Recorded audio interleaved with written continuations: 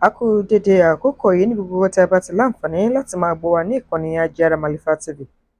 Etí tẹ́ fi ń gbọ́ wa ò ní di lágbára Ọlọ́run bá, ojú tẹ́ sì fi ń wò wá náà kò ní fọ́ o. Tó bá jẹ́ ìgbà àkọ́kọ́ rẹ̀ tí ẹ darapọ̀ mọ́ wa ní ìkànnì Ajíara Màlífà TV, ẹ subscribe sí ìkànnì yìí. Ẹ hàn notification button, ẹ like, ẹ comment, ẹ share. Àjọṣepọ̀ wa tẹ́ rí ẹ̀ náà la fi lè ṣe àṣeyọrí. Iléeṣẹ́ ọlọ́pàá ní ìpínlẹ̀ Èkó la gbọ́ wípé wọ́n mà ti rọ́wọ́ tó ẹnìkan tó jẹ́ afurasí ọ̀daràn eléyìí tó sọ pé ó jẹ́ ògbóǹtarìgì ají ọkọ̀ pé eléyìí tó máa ń ṣe bí ẹni wípé ó jẹ́ ẹ̀ṣọ́ elétò ààbò tí wọ́n porúkọ rẹ̀ ní Jude Onua. Gẹ́gẹ́ bí wọ́n ṣe sọ, wọ́n níṣẹ́ rí Jude Onua yìí ló jẹ́ wípé òun àtàwọn akẹgbẹ́ rẹ̀ wọ́n ní wọ́n máa ń ṣe bí ẹni wípé àwọn jẹ́ òṣìṣẹ́ ètò aláàbò ètò ààbò eléyìí tó jẹ́ ti aládàáni, yẹn tí a mọ̀ sí security personnel tó jẹ́ ti private. Gẹ́gẹ́ bí wọ́n ṣe tẹ̀síwájú ìròyìn náà, gẹ́gẹ́ bí iléeṣẹ́ ọlọ́pàá ìpínlẹ̀ Èkó ti fi ọ̀rọ̀ náà léde, wọ́n ní inú àwọn dùn jọjọ wípé àwọn rí ẹni tí wọ́n porúkọ rẹ̀ ní Jude Onua yìí mú, ẹni ọdún mẹ́rìndínláàádọ́ta, eléyìí tí wọ́n sọ wípé ó jẹ́ ọ̀kan gbòógì náà tí wọ́n jẹ́ olórí àwọn tí wọ́n jẹ́ ikọ̀ eléyìí tó jẹ́ wípé ó ń da agbègbè àlàáfíà ìpínlẹ̀ Èkó láàmú, pàápàá lọ́rọ̀ tó ní ṣe pẹ̀lú pé ká máa jí ọkọ̀ gbé. Wọ́n ní iṣẹ́ ẹ fẹ́ gbọ́, wọn ló máa ń múra bí ẹ̀ṣọ́ elétò ààbò eléyìí tó jẹ́ ti aládàáni. Nínú iṣẹ́ ìwádìí eléyìí tí wọ́n ṣe la gbọ́ wípé wọ́n ní wọ́n bá àwọn aṣọ eléyìí tó jẹ́ ti iléeṣẹ́ ètò ààbò tó jẹ́ ti aládàáni kan lọ́wọ́ rẹ̀, pẹ̀lú ìyẹn jáàkì tó jẹ́ ti Mercedes. Gẹ́gẹ́ bí wọ́n ṣe tẹ̀síwájú ìròyìn náà, wọ́n ní ṣe rí ọ̀gbẹ́ni Jude ló jẹ́ wípé àwọn ẹ́stéètì ní ìpínlẹ̀ Èkó lòun máa ń wọ̀ ní ìsọ̀rí ìsọ̀rí. Yóò sọ fún àwọn tó jẹ́ ẹ̀ṣọ́ elétò ààbò tó wà níbẹ̀ wípé ẹ̀ṣọ́ elétò ààbò lòun náà, nítorí pé yóò ti ní àmì ìdánimọ̀ ẹ̀ṣọ́ elétò ààbò gẹ́gẹ́ bí fìlà eléyìí tí ẹ̀ ń wò lẹ́gbẹ̀ẹ́ tó máa ń dé ní gbogbo ìgbà láti ṣiṣẹ́ láabi yìí. Wọ́n nígbà tó bá ti wọ àwọn ẹ́stéètì yìí ni ó sọ wípé elétò ààbò lòun, àwọn wá ṣiṣẹ́ ìwádìí kan àti míì ni.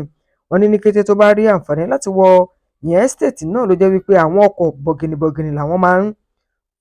ló máa ń jẹ́ àfojúsùn wọn. Gẹ́gẹ́ bí àpẹẹrẹ àwọn ọkọ̀ tí wọ́n sọ síbí yìí, wọ́n ní àwọn ọkọ̀ bíi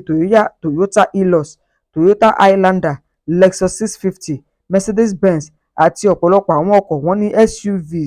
náà kò gbẹ́yìn níbẹ̀. Wọ́n ní ṣe ẹ̀rí tó bá ti rí àwọn ọkọ̀ yìí, wọ́n bá tú palẹ̀. Wọ́n ní kíní kan tí à ń pè ní brain box ni yóò kọ́kọ́ jẹ́ ohun tí wọ́n kọ́kọ́ tájẹ̀tì nínú ọkọ̀ náà. Wọ́n ní ṣe ẹ̀rí àwọn gíláàsìsì ọkọ̀ yìí, gbogbo àwọn ohun tó ní ṣe pẹ̀lú wáyà inú ọkọ̀ yìí àti àwọn tó ní ṣe pẹ̀lú mírọ̀, wọ́n ní gbogbo ẹ̀ ni wọ́n máa ń tú palẹ̀ tí wọ́n sì máa ń kó. Wọ́n ní léraléra orú ìṣẹ̀lẹ̀ bẹ́ẹ̀ ló ti ṣẹlẹ̀ àwọn agbègbè Èkó, pàápàá ní àwọn ẹ́stéètì tó máa ń wò pé báwo ló ṣe jẹ́ gan, àwọn wo ló wọ bí, àwọn wo ló wọ̀ bí, tó fi ń di wípé àwọn ọkọ̀ tí wọ́n gbé sáwọn ilé gbogbo àbí lẹ́gbẹ̀ẹ́ ilé òde eléyìí tó jẹ́ pé wọ́n yọ gbogbo ohun tó ní jẹ pẹ̀lú èròjà ara rẹ̀, wọ́n yọ lọ. Nínú iṣẹ́ ìwádìí eléyìí tí iléeṣẹ́ ọlọ́pàá ní ìpínlẹ̀ Èkó tí wọ́n tẹ̀síwájú tí wọ́n ṣe, níbẹ̀ lọ́wọ́ rí pé kò kí ń ṣe Jude nìkan ló ń ṣiṣẹ́ láabi yìí o. Wọ́n ní ọwọ́ ti ba Jude nígbà tọ́wọ́ bá. Ohun tó bá lọ́wọ́ rẹ̀ ni àwọn ohun tó ní ṣe pẹ̀lú jáàkì ọkọ̀ Mercedes, káàpù eléyìí tó jẹ́ ti ẹ̀ṣọ́ elétò ààbò eléyìí tó máa fi ń ṣiṣẹ́, tó jẹ́ elétò ààbò àdáni tó fi ń ṣiṣẹ́ láabi náà, àti ọ̀pọ̀lọpọ̀ àwọn ohun tó ní ṣe pẹ̀lú ìyẹn ohun èròjà tó fi máa ń já àwọn ohun tó ní ṣe pẹ̀lú ilẹ̀kùn ọkọ̀ àti ọ̀pọ̀lọpọ̀ ohun tó ní ṣe pẹ̀lú wáyà ọkọ̀ tó fi mọ́ gíláàsì àti mírọ̀ rẹ̀ ní ìbámu pẹ̀lú bí wọ́n ṣe mú. Iléeṣẹ́ ọlọ́pàá ti wá fi ọ̀rọ̀ léde wípé ṣe rí àwọn sì ń fi ọ̀rọ̀ pò lọ́fun yọ̀yọ̀ o, látàrí pé kó lè jẹ́wọ́ àwọn tí wọ́n jọ ń ṣiṣẹ́ láabi náà. Wọn ló wà lẹ́ka iléeṣẹ́ ọlọ́pàá eléyìí tí oríṣiríṣi tó ní ṣe pẹ̀lú iṣẹ́ ìwádìí. Iléeṣẹ́ ọlọ́pàá ní ìpínlẹ̀ Èkó wọ́n gbóríyìn fún gbogbo àwọn tí wọ́n jẹ́ ikọ̀ ọlọ́pàá tí wọ́n jí gìrì sí ọ̀rọ̀ náà, eléyìí tí ó wà lẹ́ka eléyìí tí ó ní ṣe pẹ̀lú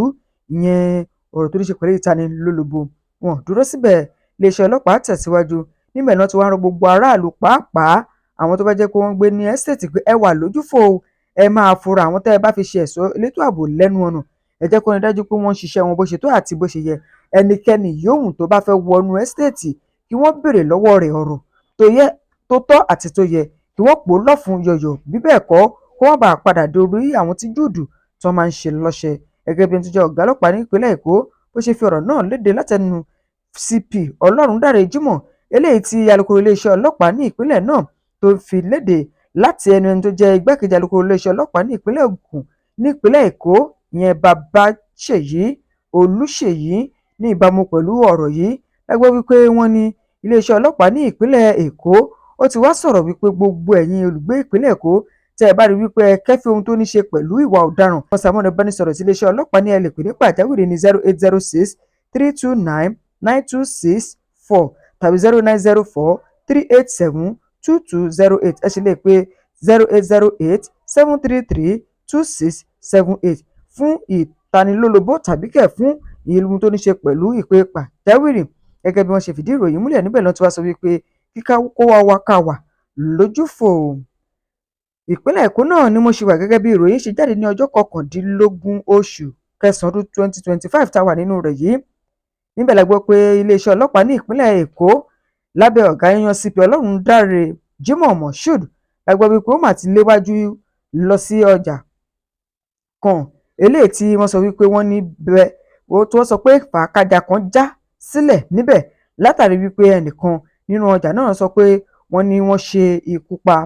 àwọn ẹnìkan eléyìí tí ó sì ní í ṣe pẹ̀lú rírọ́wọ́tó. Iléeṣẹ́ ọlọ́pàá ní ìpínlẹ̀ Èkó la gbọ́ wípé wọ́n ti rọ́wọ́tó ẹnìkan tó ń pè ní Samsudeen Ọládìtì, ọkùnrin eléyìí tí wọ́n mọ̀ sí Shamlon, eléyìí tí wọ́n ní ọmọ ọdún márùndínlọ́gọ́ta gẹ́gẹ́ bí ìbámu pẹ̀lú ìròyìn eléyìí tí wọ́n fi léde. Wọ́n ní ẹ̀sùn kan méjì ni wọ́n ti fi kàn lágbègbè náà wípé inú bíbí òun ló sábà máa ń bí tó fi máa ń lu ọ̀pọ̀lọpọ̀ àwọn èèyàn débi pé ó wá lu ẹnìkan tó sì ṣàìsí ní kò pẹ́ yìí. Gẹ́gẹ́ bí iléeṣẹ́ ọlọ́pàá ẹ̀ka tó ní sọ̀rọ̀ tó ní ṣe pẹ̀lú iṣẹ́ ìwádìí yẹn ní Pàǹtí Yábà ṣe fi ọ̀rọ̀ náà léde. Wọ́n ní ọjọ́ 17 oṣù kẹsàn-án ọdún 2025 nìkan bí ọwọ́ aago 3:30 ìyẹn tó jẹ́ ti ọ̀sán la gbọ́ wípé wọ́n ní ẹni tí orúkọ rẹ̀ ń jẹ́ Samson yìí ó kàn ṣàdédé kọlu ẹnìkan eléyìí tó jẹ́ awa ọ̀kadà eléyìí tí wọ́n fi ń pín nǹkan kiri tá a mọ̀ sí dispatch rider ní ìpínlẹ̀ Èkó ní agbègbè Lagos Island. Wọ́n ní nínú iṣẹ́ ìwádìí gẹ́gẹ́ bí wọ́n ṣe sọ ló jẹ́ wípé pẹ̀lú ìyẹn akoto eléyìí tí onítọ̀hún dé lórí ló bẹ̀rẹ̀ sí ní lù gidi gan, kódà wọ́n ní ó fọ́ nǹkan mọ́ lórí débi pé àwọn aráàlú ni wọ́n gbìyànjú láti tètè gbé ẹni yẹn lọ sílé ìwòsàn níbi tí wọ́n jẹ́ wípé wọ́n ní ìyẹn afẹ́fẹ́ gáàsì tá a mọ̀ sí oxygen ni onítọ̀hún tó fi ń mí látàrí pé kó lè gba ìwòsàn eléyìí tó péye. Ṣùgbọ́n ó ṣe ní láàánú wípé ní ọjọ́ 18 oṣù kẹsàn-án ọdún 2025 ní nǹkan bí ọwọ́ aago 11 òwúrọ̀ la gbọ́ wípé ọ̀rọ̀ míì ó tún ṣẹ̀ eléyìí tí wọ́n fi ọ̀rọ̀ náà léde fún ọ̀pọ̀lọpọ̀ àwọn èèyàn. Wọ́n ní ìbámu pẹ̀lú ọ̀rọ̀ yìí wọ́n ní ọjọ́ 28 oṣù kẹjọ ọdún 2025 ló jẹ́ ipò orú ìṣẹ̀lẹ̀ náà tún ṣẹ̀ lẹ́yìn ọ̀rẹ́yìn gẹ́gẹ́ bí àwọn tí wọ́n jẹ́ alágbègbè ibẹ̀ náà tí wọ́n ṣe wá gbọ́ pé ìṣẹ̀lẹ̀ eléyìí tó ní ṣe pẹ̀lú ìyẹn ọ̀dọ́kùnrin tó jẹ́ apín nǹkan kiri lórí ọ̀kadà tá a mọ̀ sí dispatch rider yìí kó padà gbẹ́mìí mì nílé ìwòsàn ní ọ̀pọ̀lọpọ̀ àwọn èèyàn bá yalu ẹni tí ó jẹ́ ìyẹn Samson yìí gẹ́gẹ́ bí wọ́n ṣe fìdí ìròyìn náà múlẹ̀. Eléyìí tí gbòòyàn mọ̀ sí Shalom ìyẹn Samsudeen Ọlátìdì gẹ́gẹ́ bí wọ́n ṣe tẹ̀síwájú ìròyìn náà níbẹ̀ ni wọ́n padà fi ọ̀rọ̀ náà léde wípé ìtorí ikú eléyìí tí ẹni tí ó jẹ́ ọlọ́kadà eléyìí tó ń jẹ́ apínkẹ́ tó jẹ́ dispatch rider yìí tó kú ló jẹ́ kó ọ̀pọ̀lọpọ̀ àwọn ọ̀gọ̀rọ̀ èèyàn kí wọ́n bínú lọ bá ẹni tí wọ́n pe orúkọ rẹ̀ ní Shalom yìí tí wọ́n sì bẹ̀rẹ̀ sí ní ba gbogbo ohun tó jẹ́ ohun ní tiẹ̀ náà jẹ́. Wọ́n ní ọ̀kadà rẹ̀ méjì kan ni wọ́n dáná sun lágbègbè yìí. Léyìí ló tó iléeṣẹ́ ọlọ́pàá ní ìpínlẹ̀ Èkó létí yẹn ni ọ̀gá yanyan CP Ọlọ́rundáre Jimoh Moshood ló ṣe tètè lé ikọ̀ rẹ̀ níwájú wípé ẹ jẹ́ ká lọ síbẹ̀. Wọ́n ní nígbà tí wọ́n débẹ̀ wọ́n gbọ́ oríṣiríṣi ẹ̀sùn eléyìí tí wọ́n fi kàn, ṣùgbọ́n iléeṣẹ́ ọlọ́pàá ti mú ọkùnrin náà lọ sí àhámọ́ láti túbọ̀ ṣiṣẹ́ ìwádìí àti wípé láti fi ojú ba ilé ẹjọ́. Wọ́n ní ọ̀gá ọlọ́pàá yanyan ní ìpínlẹ̀ Èkó ìyẹn CP Lánrè ìyẹn CP Ọlọ́rundáre Jimoh la gbọ́ wípé ó ti wá pẹ̀tù sí gbogbo wọn nínú pé ẹ ṣe sùúrù, ṣe rí okun òní wó ru káwá ruru. Fún ìdí èyí ẹ jẹ́ ká wà ní ìrọwọ́ ìrọsẹ̀ ká lè rí nǹkan tó tọ́ àti nǹkan tó yẹ ṣe lákòókò náà. Gẹ́gẹ́ bí ẹni tó jẹ́ igbákejì alukoro iléeṣẹ́ ọlọ́pàá ní ìpínlẹ̀ Èkó ìyẹn DSP Babáṣèyí bí Olúṣèyí eléyìí tó fi ọ̀rọ̀ náà léde fún ẹni tó jẹ́ ìyẹn kọmíṣánná ìpínlẹ̀ Èkó ní ọ̀rọ̀ tó ní ṣe pẹ̀lú ètò ààbò ló sọ pé ẹ jẹ́ ká wà lójúfò ní gbogbo ìgbà láti lè jẹ́ kí àwa náà ká wà láàbò eléyìí tó pé àti eléyìí tí ó péye. Ìpínlẹ̀ Èkó ní ìròyìn eléyìí náà sì ti bá mi gẹ́gẹ́ bí wọ́n ṣe gbọ́ wípé wọ́n ní iléeṣẹ́ ọlọ́pàá ní ìpínlẹ̀ Èkó ló ti rọ́wọ́ tó àwọn tí wọ́n jẹ́ 18 tó jẹ́ ọmọ gànfẹ́ ní agbègbè ọjà kan tí wọ́n pè ní Tẹ́jú Oṣó market. Gẹ́gẹ́ bí wọ́n ṣe fìdí ìròyìn múlẹ̀ láti ẹni tó jẹ́ igbákejì alukoro ní ìpínlẹ̀ Èkó yẹn DSP Babáṣèyí bí Olúṣèyí ló ti fọ̀rọ̀ náà léde wípé ọ̀gá ọlọ́pàá yan ní ìpínlẹ̀ Èkó yẹn CP Moshood Jimoh wípé wọ́n ti léwájú lọ fún ikọ̀ kan eléyìí tí ó ní ṣe pẹ̀lú ikọ̀ elétò ààbò tó jẹ́ ti iléeṣẹ́ ọlọ́pàá lọ sí agbègbè Tẹ́jú-Oṣó ìyẹn ní Tẹ́jú-Oṣó Market Phase 2 Sùúrùlérè ní ìbámu pẹ̀lú pé wọ́n láwọn ọmọ gànfẹ́ kan ṣàdédé ya wọbẹ̀ tí wọ́n sì ń fẹ́ dabarú nǹkan pàápàá wọ́n ní àfojúsùn wọn ní ilé ìfowópamọ́ kan eléyìí tó wà ńbẹ̀ eléyìí tó mú wọn ṣe ìkọlù fún àwọn ọlọ́pàá tí wọ́n ń ṣọ́ ilé ìfowópamọ́ náà. Wọ́n ní bí àwọn ọlọ́pàá tó wà lágbègbè náà ṣe ń tiraka láti má jẹ́ kí àwọn tí wọ́n jẹ́ ọmọ gànfẹ́ yìí wọlé olóríṣiríṣi ohun tí wọ́n rí ni wọ́n kàn fi ń ṣe wọ́n léṣe. Ìṣẹ̀lẹ̀ náà ni wọ́n sọ pé ó ṣẹlẹ̀ ní ọjọ́ 18 oṣù kẹsàn-án ọdún 2025 ní nǹkan bí ọwọ́ aago 2 ààbọ̀ ìrọ̀lẹ́.